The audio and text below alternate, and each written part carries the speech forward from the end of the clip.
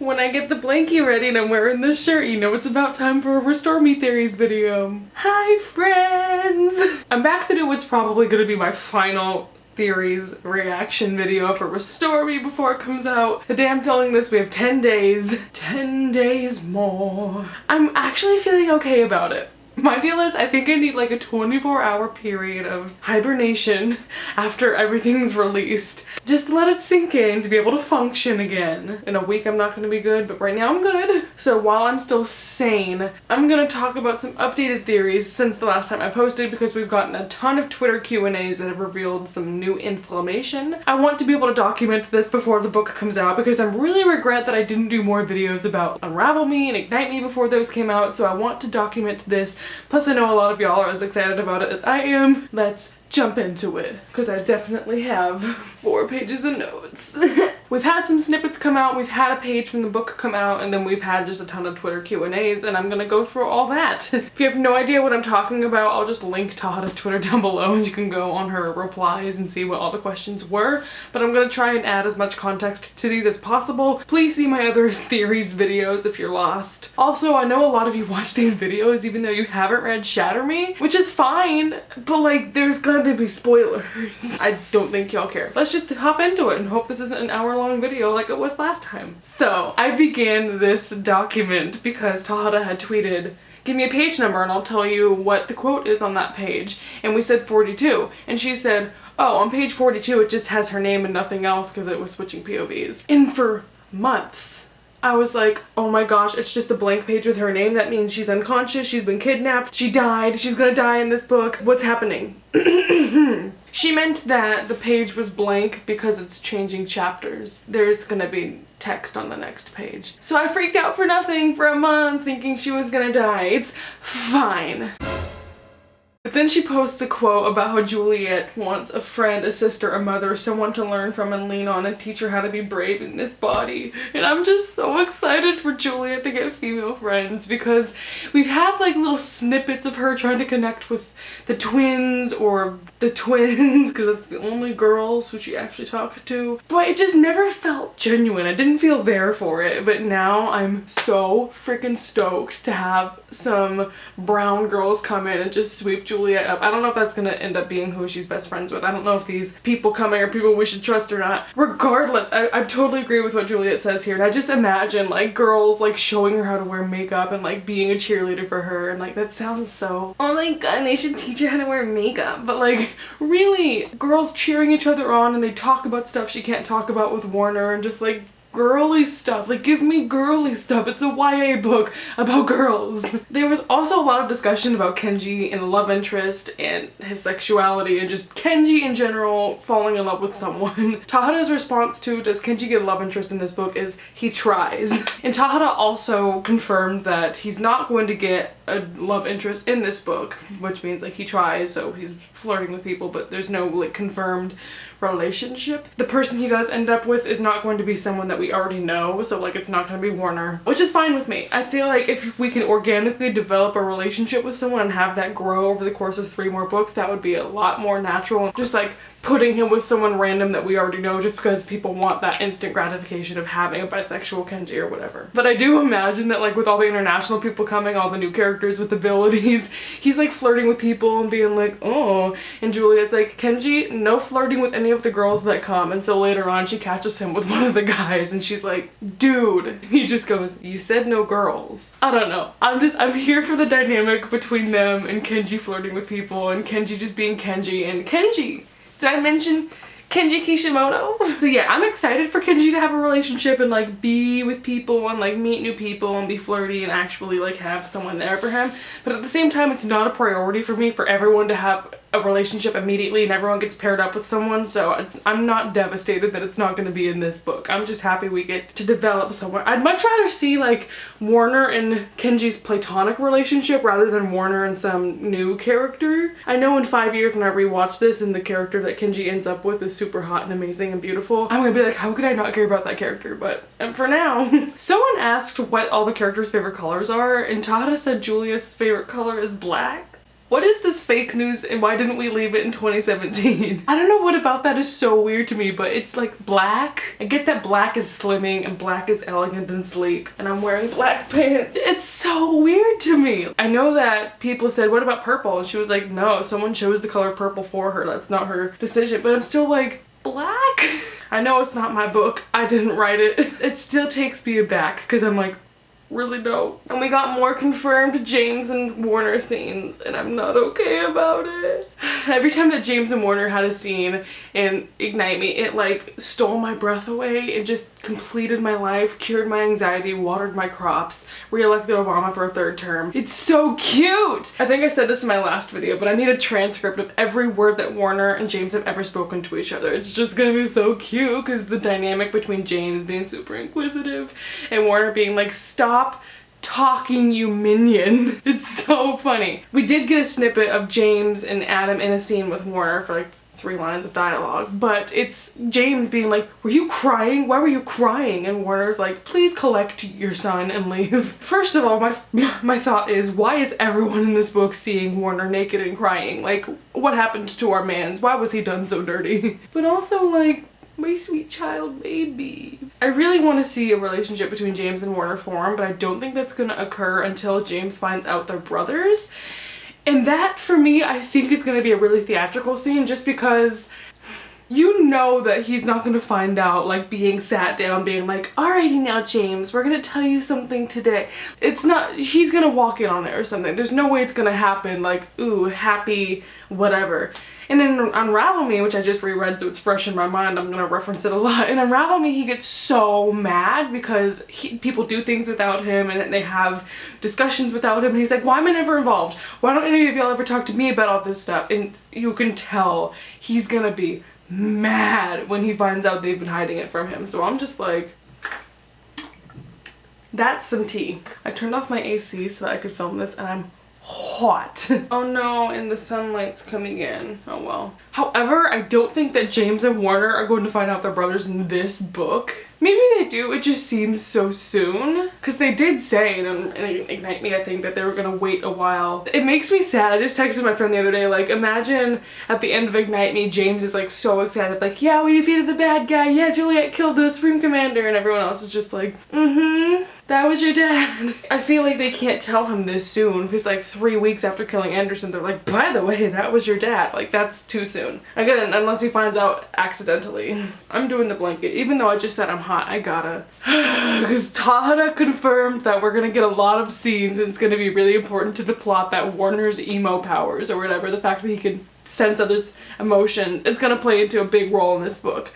And that was the #1 thing I was excited for. Maybe not #1, but I am so excited to see him use this power. I've always dreamt of being able to see like him and Juliet from his perspective, and he feels this like love that she has for him in their relationship. He said to Juliet in Unravel Me he can sense when people have powers, so I feel like it's gonna be important there for him to be able to be like, oh, this person seems suspicious. It's because I feel their energy. I'm still so eager to see scenes between him and Juliet and he's sensing how she feels, because can you imagine Juliet being like stressed or sad or something and he's like, hey, are you okay? It's just, this is so cute. It's so cute. And the thing about this was it wasn't in the sampler at all, so I was really scared that she was gonna leave it out, but it's confirmed it's in the book. Thank you, Stacey, for asking. I am hype. And then someone asked the question just like jokingly, is Juliet drinking enough water? Just like self-care, because we're all like, oh, our baby's okay. And Tahada said, only after she's had too much to drink. What do you mean? And now I'm like, is there a scene where people are sinning in this book? I have been wanting to write a fan fiction about this for so long. I've always imagined like them having a celebration or a party or like a welcoming party for whoever comes to the sector, and there's alcohol involved, and it's obviously Juliet's first time drinking. This is gonna bug me so bad. I'm moving, I'm sorry. I hope it was bugging you too, because I was about to go insane. It's gonna follow me across the room though. It does this, watch. Take off my blanket. It is What's in here? What? I've always wanted to write a drunk Juliet / Warner fanfiction just because it seems so funny. I feel like Warner would be the kind of person to be like, I do not rely on the energy of a alcoholic drink to make me have a good time, or like whatever stupid bullshit elitist thing he says about why he doesn't drink alcohol. But I feel like Juliet is a super easy drunk person. Is that drinking terminology? She gets drunk really quickly? I don't know. My prediction is Juliet is one of those like super sweet, nice, clingy drunk people, and Warner is just like emo, like normal emo Warner on literal drugs. So as far as Juliet drinking too much in this book, I assume it's some kind of party or a dinner or something. Warner's gonna take care of her. That's the thing, is I don't think Warner will be drinking. Warner doesn't seem like the type to drink unless it's like red wine. Interesting scene setting up here. But I do anticipate Warner's gonna be the one to take care of her when she wakes up. Be like, here's some water, here's some aspirin, go take a bath, fix your life. I've talked about this next subject so many times, but it's people with new powers. In my head, it's always been this situation like The Host, where they finally reveal to people they have powers, and so people all across the world start pouring in like, me too, bitch. And they discover new people because they find them. She hasn't revealed who the new people are going to be, if any of the Supreme's kids have powers or if it's different people than that. But I am excited to hear about people with new powers and all these new characters that are becoming in. I, however, cannot begin to theorize what types of powers there will be. If I did, I would just start listing powers from like the Twilight Saga because I don't know any, I have no guesses. There's so many Kenji and Warner scenes, and I don't know if it's because Tada's choosing them because she thinks they're funny and will like them and it's not spoilery, or if there's gonna be like a huge new subplot about Kenji and Warner working together and Juliet's always gone doing stuff or she gets kidnapped and now they have to work together and stuff, and I just don't know what the reasoning is behind so much Warner and Kenji other than the fact that they have like this funny dynamic between Warner hating everything that lives and breathes and smiles and Kenji who just wants to make fart jokes all day. I don't know. It just makes me question, like, why are they together? Why are they so trusting of each other? What happened? It seems very random to me, but at the same time, interesting. We're also gonna find out what music Warner listens to, which is stupid crazy to me. My deal is whenever I listen to music that I consider a Warnet song, the reason why I can't really make playlists for any other characters is because whenever I find a song that reminds me of them, it not only has to have lyrics that speak to their experiences, but I have to be able to envision them listening to it. And I know that's weird. When I find a new song and it has good lyrics, but it sounds like a song that they would hate, like if it came on, they'd be like, ugh, that beat is so 2016. It just doesn't strike the right chord. All my favorite Warnet songs are all songs that I would imagine like Juliet would play out loud in their bedroom at night, and it's quiet and it's like romantic and sweet and they're just listening, and that's so weird. Why am I admitting this out loud? Old Skin by Oliver Arnold is my favorite Warnet song. Go listen to it and cry. I can just imagine them listening to that song. Finding out what Warner actually listens to. I have an email. Is it from Tahara? No, it's from OkCupid. I know I'm still single. It's gonna be interesting. Okay, the thing is, it's either gonna be smooth jazz or Beyonce and there's no in between. I really have no predictions. I wish I could call this the biggest theory or like the most speculated thing about the sequel that a lot of people talk about. Stress burps. The reason why Warner became the leader of Sector 45. And I've had theories over the years, but it's not something that's ever been like super important to me, like gotta solve the crime. There's a couple things in this series that I'm okay with not knowing, which is why getting these sequels is scary because we're probably gonna learn. I really didn't have any predictions about it because I didn't really care. I've had people propose things to me and I was just like, no. So it's always been something that felt too elusive to try and pin down and find out what happens. But last night, Sasha and I were FaceTiming for like 2 hours after all this Twitter discussion was happening. And I think I might have pinned something down accidentally. My prediction that I just came up with last night, I'm gonna have to go way back and do a backstory on this, but we'll do it. It's gonna be a 2-hour video, it's fine.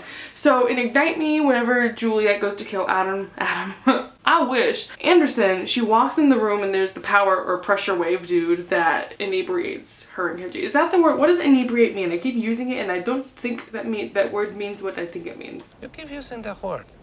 I don't think it means what you think it means. Oh no, that's being drunk. I don't know. Whatever it means to like make someone not conscious. Juliet describes that man as vaguely familiar, and a couple years ago I tweeted Tahara like, what does this mean? Why is he vaguely familiar? And she gave me page numbers to Destroy Me and Shatter Me. And for the longest time I was like, okay, it's just this dude that reappears, but like he's not that important. I thought this was more important than it actually is.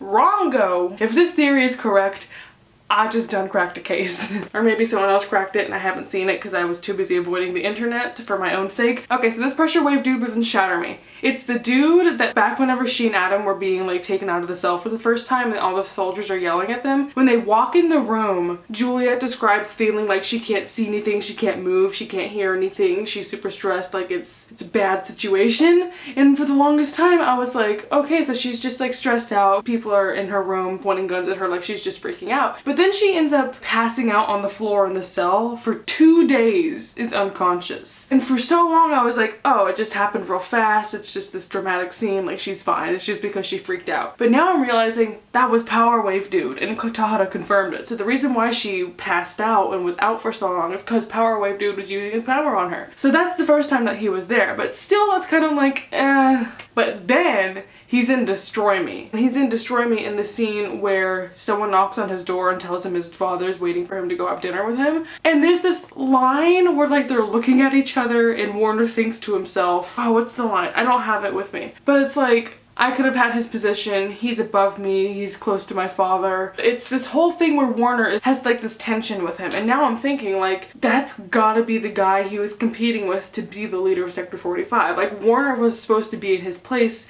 next to his father. This dude is supposed to have this whole sector. I don't know, it's just something about it, whenever I was talking about it last night, made it seem like that was what it was. I don't know what they had to do to each other in order for them to... But that's the thing now, I wonder if Warner knew that this person had a power. But Anderson calls all the people with power freaks, so like how... Was that the guy that gave the order to kill Omega Point because he knew that he had a power too? Why is Anderson using him as a power when everyone else he wants to get rid of because he hates them? More questions! I'm stressed! Yeah, I want more about Power Wave Dude, even if he was irrelevant. I'm just like, what was the significance? Oh my god, maybe he's in Anderson's journal. Oh my god, maybe he's another one of his sons because he was blonde. I'm so stressed. We're moving onward because I'll be lingering on this for 2 hours if we don't. Basically, this character that no one remembers or cares about is important to me because he might come back in the next book. Next, I want to talk about the ending of the book because there's some speculation about is the ending happy, sad, cliffhanger, no cliffhanger. I would rather die than to be given a cliffhanger. I could not predict and tell you what the state of my anxiety would be if I had a cliffhanger. Last night I was lying in bed thinking about this and I was like, I do not know how sane I will be.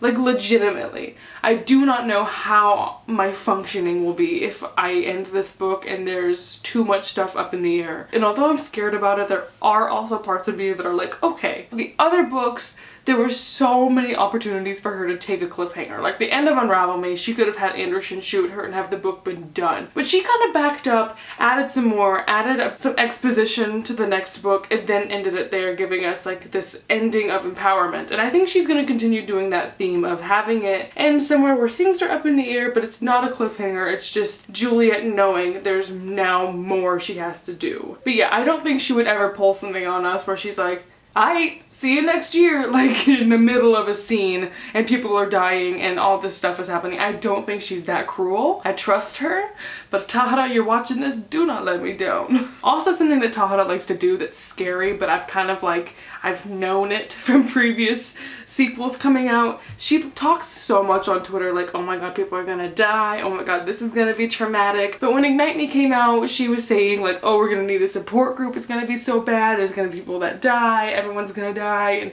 everyone's sad. I'm posting snippets that are so out of context and they're sad. It ended up being like pretty okay of an end, like no one important died in Ignite Me. So she has a history of hyping up like all these deaths and people that are gonna die and important things that are gonna happen, and in reality it's either out of context or like it doesn't happen. So I'm not too worried about all these teasers she's throwing at us about like, oh, of course there's gonna be deaths, of course there's gonna be sad scenes. I trust her, but don't let me down. Next thing I want to talk about is the fact that Tahara said we're getting more Chapter 55, not like Chapter 55 content, but like scenes like Chapter 55. God bless America. I will touch more on this later, but I'm just saying we have been blessed. Next is there are going to be confirmed LGBT characters. I know we haven't met a lot of new characters yet, and there's probably going to be some, well, there's definitely going to be some diverse characters coming in. I do think there's characters that we already know that are gay or not straight.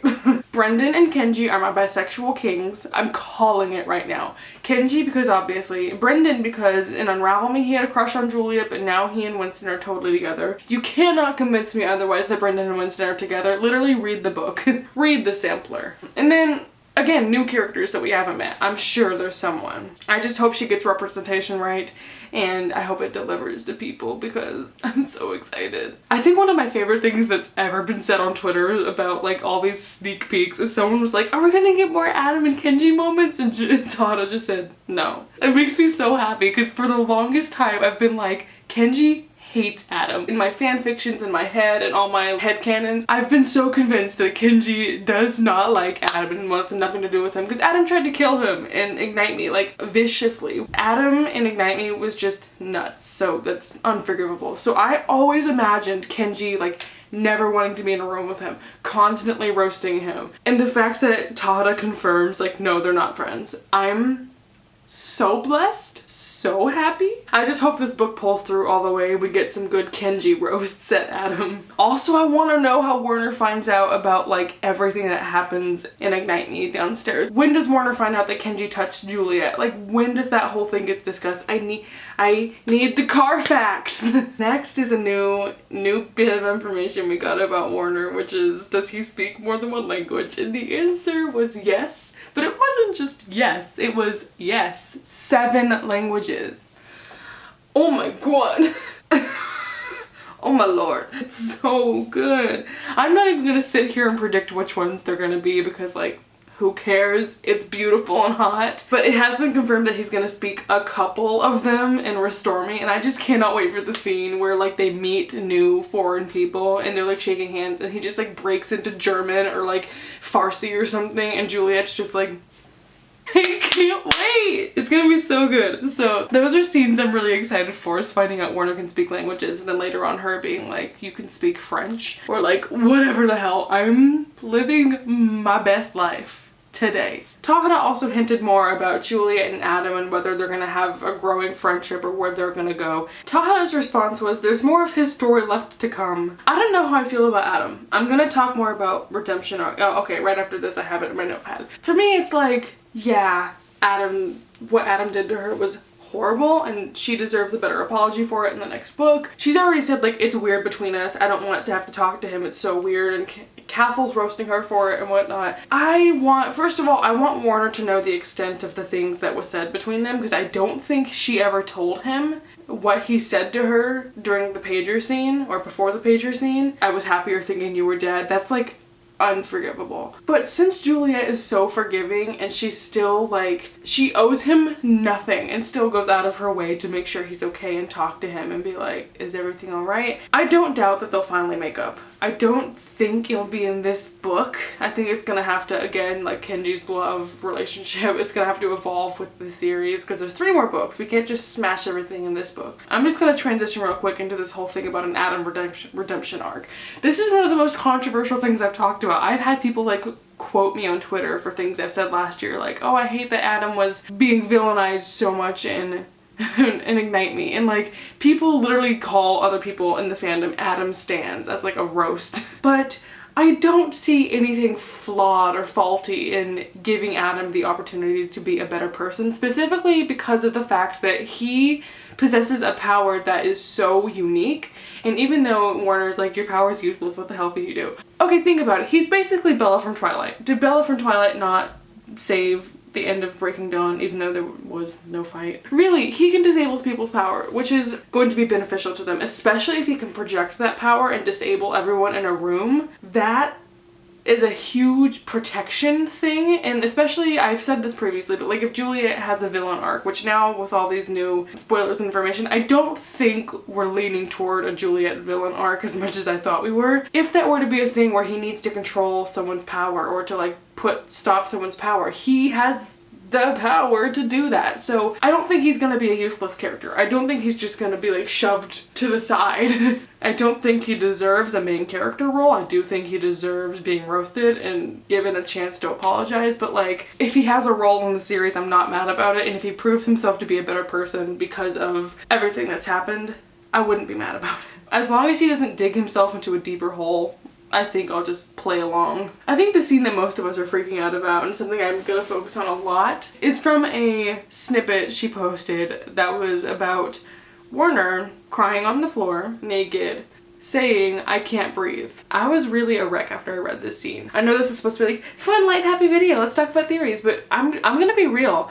I'm kind of scared this book's gonna be triggering for me. I've been avoiding mentioning this because I feel kind of ridiculous saying it, but if you haven't noticed, I really use this series as like a crutch for my anxiety and my loneliness, and I see so much of who I want to be in Juliet that I literally like. The reason why this series brings me so much comfort is because I feel like I live the life I want to live through Juliet's experiences. Since the announcement of the series, that has felt very slippery. I'm not gonna lie, I've had a few panic attacks thinking about the fact that these characters' lives are not wrapped up in succinct little boxes anymore, and they're gonna be going through some suffering and trials, and there's gonna be stuff that happens to them that's out of my control. I've kind of convinced myself that for this book we're fine, so I don't need to be freaking out about it, but this in particular has me worried because although I am stoked, I'm stoked. If Warner has anxiety attacks and anxiety, and this is anxiety rep, literally a dream come true. I could die happy. I'll start digging my own grave. It's such an unexpected, amazing thing for me to be able to relate to like my favorite character in such a personal way, especially because Juliet used to also have panic attacks, and so now she can be this person who, whereas in the first 3 books Warner was there for Juliet, now in the last 3 books it's going to be Juliet there for Warner, helping with him and his recovery. I think Juliet is going to be such a good influence on him to be able to grow himself back to who he needs to be or beyond who he used to be. I do want the anxiety rep, but at the same time, if I'm gonna have to read a series where Warner's miserable all the time, he's having panic attacks, he's having really dark thoughts, that's scary for me. Because I use Warner's character as someone that's like a solid anchor for my emotions and my stability. So it's like, if that's thrown into too much of a blender, I'm really afraid for what that could mean for my mental state. Also, the sun decided to follow me over here. Hello, how's it going, sir? Having a good life? Good. So that's where I'm at with that right now. I'm not mad about it, but whatever. But as always, we could be taking this quote so out of context. Like I said earlier, Tata kind of sensationalizes all the spoilers beforehand, trying to get us all hyped up about it, but in reality, it might not be as bad as we think. So I'm kind of just hoping that whenever the book comes out, we'll have the context and we'll be like, oh, this was bad, but then they got over it in 10 pages and it's fine. But then there's obviously the why is he crying? Did he and Juliet fight? Did he find out something in Anderson's journals he didn't want to hear? Did something happen with Adam? I don't know to what severity it would have to be for him to be like unclothed on the floor admitting to Kenji that he can't breathe. I assume it's gotta be something with Juliet, or that's my original thought was, okay, this is the scene that Juliet gets kidnapped. But like, I feel like he would spring into action rather than just be emo about it. So I feel like it's gotta be Anderson's journal. Like, if he's sulking by himself, he's already said he has to deal with it by himself because no one else would understand him mourning a monster. So I feel like anytime that we see him alone and grieving, it has to be something about Anderson, or it has to be something about his childhood or his past. So I'm calling it. It's gonna be about Anderson's journals. But one important thing I noticed about this scene that I didn't realize until I read it a couple times, not that I read it a couple times, Warner's naked. Does that mean that Kenji sees his scars? I don't know. But then I asked that to Tata on Twitter. I was like, does anyone other than Juliet see Warner's scars during the series? And she said yes. I don't know if that's gonna happen in this book. For me, it kind of goes along with Warner introducing to himself to people by his first name. I just want to know who, where, when, why, how. But yeah, this scene has me really nervous, but I'm just trying to tell myself it's gonna be part of a bigger scene. There will be context. We'll get through it. Sorry for the tangent about my emo-ness. Back to the fun stuff. I adore the fact that Kenji's constantly calling Warner cute. We had a snippet where he says, "Oh, you have dimples? That's cute." And he calls Warner sexy in a previous book, and he calls him cute in another snippet. I just love it. Again, it goes with that dynamic of Kenji being like, happy-go-lucky fun, and Warner's like, don't call me cute. I'm scooting all over here even more because the sun decided it loves me even more. One of the new major things that Tahara keeps talking about that's really giving me the stress farts is anytime that we ask for a scene from Juliet's perspective or a quote or like anything about Juliet, she responds, "Oh, that's too spoilery. We can't talk about that." And that's so concerning for me because like we know she's gonna have to start learning how to kill people or using her power more. But what about her power develops so much that we can't find one quote out of like 300 pages of her perspective? That's so concerning to me. Like what, and this is another thing that I just can't begin to give theories about because I'm like, what about her character becomes so new to the reader that it's a spoiler? Like she's unrecognizable in this book. And that's why I was like, is she kidnapped? Is she separated from Warner? Like, is there something going on with her? Villain arc? I don't know. What about her is so spoilery, and that's stressing me out. The one quote she did supply us is the quote, "If I stop moving, my mind will kill me." Oh my god! This reminds me of a quote that I'm gonna mention later as well. From Warner's perspective, it's this whole idea that like, the silence is terrifying and I can't let myself not be moving and doing something, otherwise it will threaten to consume me. And the fact that they're both like this, it's like, oh, the mirroring of it, and it's so sad. If y'all have theories about why Juliet's perspective is spoilery, let me know. Again, it could be her just being like, I have no guesses, and that's what's terrifying me. So then on Valentine's Day, we were given a Warnet snippet of them kissing. I seriously have a video of me crying because I was so excited that for the first time in 4 years, I was getting a scene like this.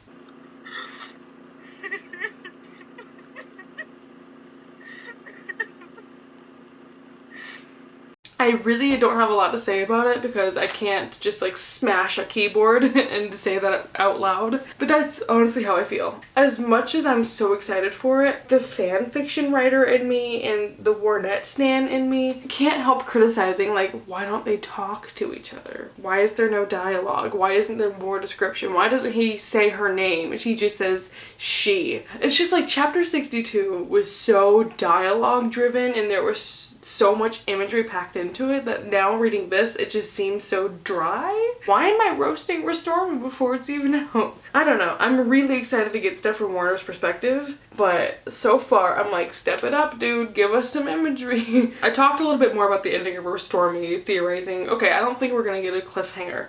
And Tahara said that by the end of Restore Me, Juliet is her favorite ever. I think that automatically eliminates the idea that Juliet might have died or been kidnapped in this book. I like that Juliet's continuing to grow and be a better person, but I'm so confused. I'm like, what's happening with my woman? I'm so hot and the sun is shining on me. Can I just do the video like this? The next thing I have to talk about is Warner's ex-girlfriend coming into the book.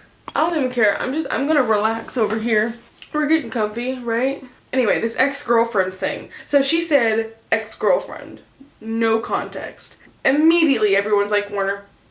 And I think there's kind of two schools of thought that go along with this and kind of two differing sides. First is the side of people that are like, Warner was... We're gonna get into this. Like, was Warner a virgin? Did Warner have a girlfriend before? Did he not? On one hand, there's the fact that he said, the longest conversations I've had in my life are with you. I've never had any friends. Even Tahara confirmed, like, these people who are from the other Supreme Commanders are not his friends. He does not consider them friends. So there is a very factually based argument that he wouldn't have an ex-girlfriend because he doesn't have friends. But at the same time, people are like, but there's no way he could be that good at being, you know... saying the things he says, doing the things he does without experience. And he might not consider them a friend, but there might have been some action occurring. I just don't understand why he would say, oh, I've never had friends, when he really meant to say, oh, I've only had friends with benefits. I'm not convinced it's Warner's girlfriend. And if it is, I'm probably gonna be disappointed. Sorry, not sorry. Updated theory. Sorry if my lipstick is gone, I just had pizza. I was posting about this on Twitter and someone mentioned the girlfriend might not have to be alive. The girlfriend thing might just be like a mentioning of a past girlfriend. Well, ex-girlfriend. Does ex-girlfriend mean dead or broken up? Anyway, it could be a girl that like Warner had to, because remember in Unravel Me how Anderson's like, shoot her, you need to see that she's not worthy of you or whatever. So Anderson wants Warner to kill her. What if either Anderson or Warner had to kill Warner's first girlfriend? But then that still doesn't account for the fact that he doesn't have long conversations or doesn't consider himself to ever have friends. I don't know, I'm so confused.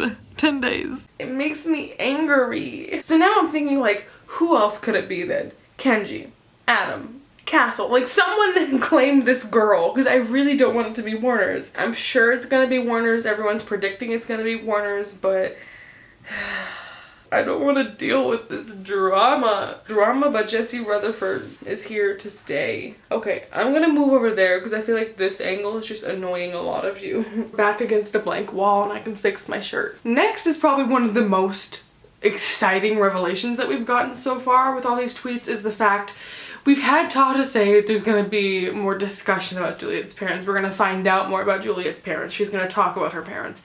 But we haven't had the terminology of she's going to see, talk to, or meet her parents. It was just confirmed that Juliet, or the readers, so I don't know if Juliet's gonna be there, we're gonna meet her parents. There's kind of two different things here I'm excited to see. First of all, I want to know who they are physically and personality wise. I have sort of ideas in my head of what they look like, who they are. Like, we know their names, we know things they've done to Juliet. So I have an idea of them in my head. I'm not going to be super angry if they're different than how I think they are. But also, I'm super curious to find out, are they on her side or are they still against Juliet? This is my number one thing I want to know about this series. Over Kenji's love interest, over why Warner is leader of Sector 45, over like anything else. What's the deal with Juliet's parents? I don't know why they suddenly matter so much to me, but I think it's going to be interesting to explore. Do they accept her? Do they not? Do they want to meet her? Do they not? How does Juliet come across them? Do they find her? Does she accidentally run into them? Will they accept her? Will they want to know more about her? Will they forgive her? Just like all this stuff, I'm like, tea? And the other thing I'm curious about is back when Warner read Juliet's journal, he was like, I want to kill whoever did this to you, made you think these things. And it was her parents. Mom, you gotta stop texting me while I'm filming about Restore Me. So I want to know what Warner and Kenji's reactions are going to be to seeing her parents. I'm just here for everyone defending her, being like, who's that?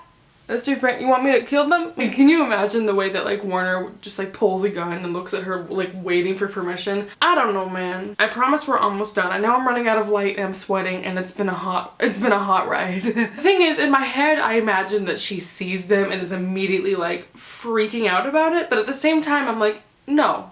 No. My woman is going to roast them. See, I cannot come up with a solid way of anticipating what's gonna go down, because the only thing I can think is it's either gonna be really good or really bad, and it's basically a coin toss of which one I think it's gonna be. Tahara also announced that there's probably gonna be new novellas between each book. She didn't say probably, but she says we'll find out more soon, which means probably. I was actually shocked why there wasn't one between Ignite Me and this one, because it just seems like it would be a natural, like, by the way, new content, yay! But there wasn't. Now I'm a little bit conflicted because it's like, well, we're getting Warner's perspective, so how necessary are books in between gonna be? So then it makes me question whose point of view is that gonna be from? We're getting a Kenji short story in the back of the Barnes & Noble edition of Restore Me, but are we gonna get an entire novella from his perspective? Is it gonna be from Adam's perspective, Castle? Even just things from the previous trilogies, like if we could get Anderson's journal as bonus content or like bonus scenes from the rest of the trilogy,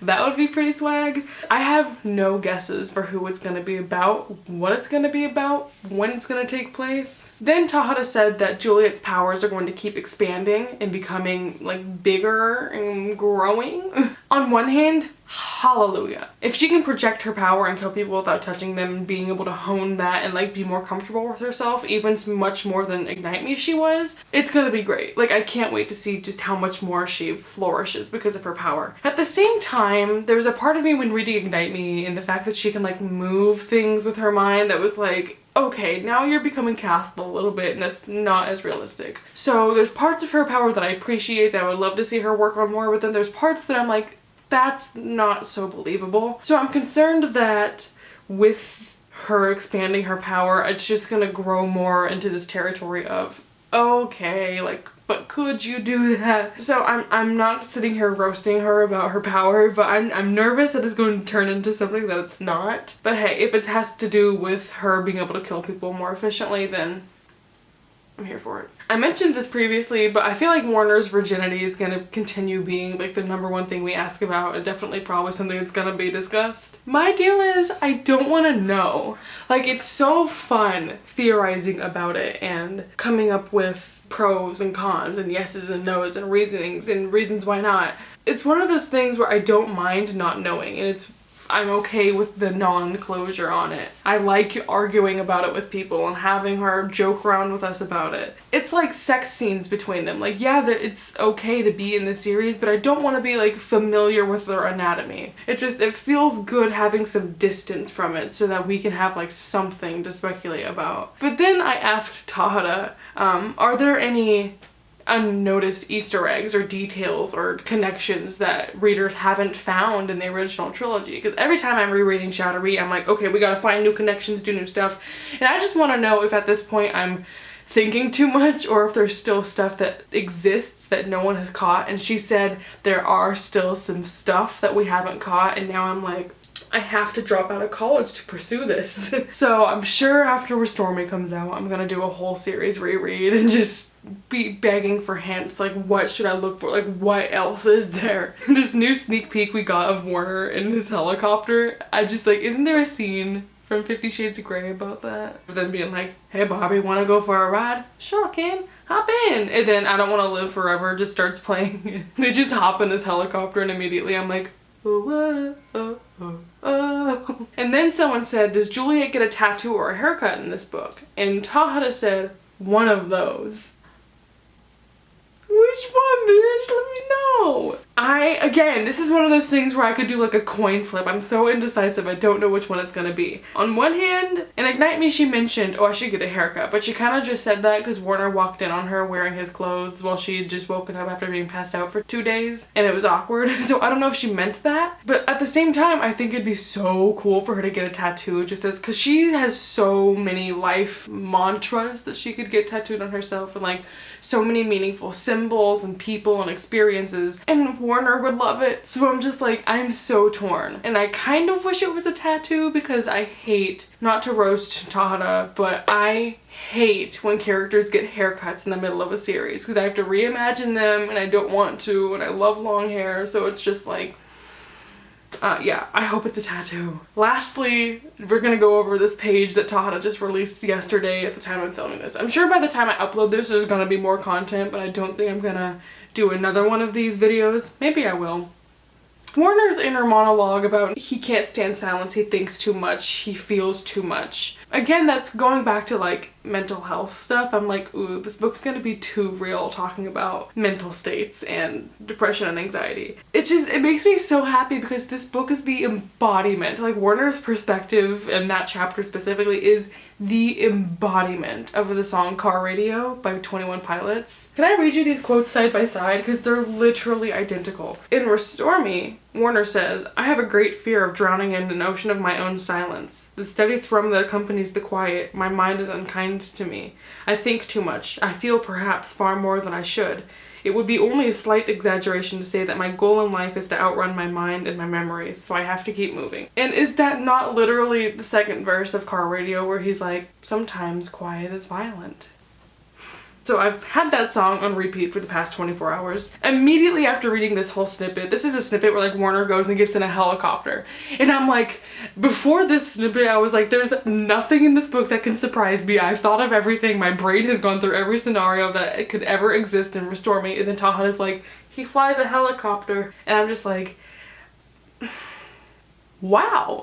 All the new situations I could have never dreamt of are Tahada. You did me so good. That's gonna be really interesting. Also, I love my man. I love a pilot. I'm now changing my major to go to the Air Force.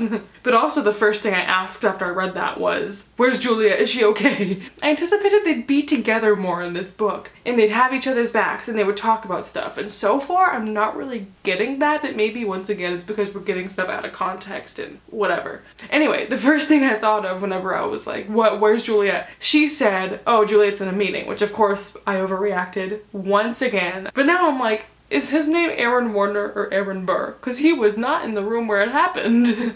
Had to make that little reference. With that being done, that is all that Tahada has tweeted in the past month. I know this is an hour-long video of me just talking about stuff from a fictional world with fictional people. Sorry that this angle changed so much during the video, and I'm sorry that there's shadows. I woke up at 9 a.m. to film this video and it's 4 p.m. so we know how well I did on that. Restore Me comes out in 10 days. I'm still trying to puzzle together how I want to do a reaction video to it. I originally thought I would do like live streams while I'm reading the book, but now that I'm thinking about it, no one's gonna want to watch me react to it when they're still reading it or if they haven't read it. So I think I'm just gonna end up doing a Restore Me vlog and just compile a bunch of reactions, because I'm sure the way that I read the snippets that come out now, I feel like it'll be fine for me to be vlogging. My plan is, this is me. I have a plan about how I'm gonna read Restore Me. So it comes out on Tuesday. I have a Tuesday class at 11 a.m.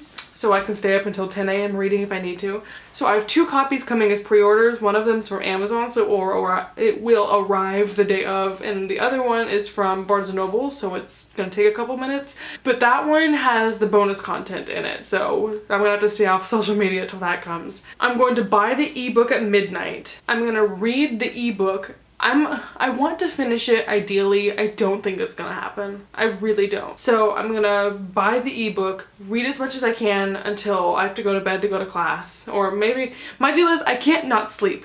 So I'm gonna read it until I fall asleep, go to my 11 o'clock class, go to work, go to my other class, and then come home. As I'm coming home from class, I'll grab my copy from the post office. If I'm not done reading it, I'll read it, physical copy. If I'm done reading it, I'll start rereading it. I seriously think I'm gonna read it twice in a row. Because my problem is, every time that a snippet has come out, I hate it the first time. The first time I read it, I'm like, oh my god, that's unrealistic, that sounds so fake, that's not written well. And then I go back to it and I read it, I'm like, this is the best thing I've ever read. This book is so beautiful, I love all these characters. In order to have a good review of it, I'm gonna have to read it twice. And then after that, I'm sure I'll reread the whole trilogy. There's no way I'm not reading Restore Me 4 times this year. So that's my plan. If you have any suggestions, or if you have more theories, more stuff to talk about, if you made it through this video and you haven't read this series, thank you. I would not love anyone enough to watch a whole video about their favorite book if I hadn't read it. So I love you. Thank you for watching. If you have watched this whole video and you do love the Shatter Me series, please let me know what you're most excited for. We can talk. You are not annoying me if you message me at 3 a.m. to talk about Restore Me, because I'm here all day, all night for it. Well, I have to go change my laundry. So I'm gonna go do that. Thank you all for watching for the 1000th time. Hope you all enjoyed the book if this is the last time we speak before it comes out. And keep an eye out for a Restore Me vlog, reaction, review, whatever. Bye everyone!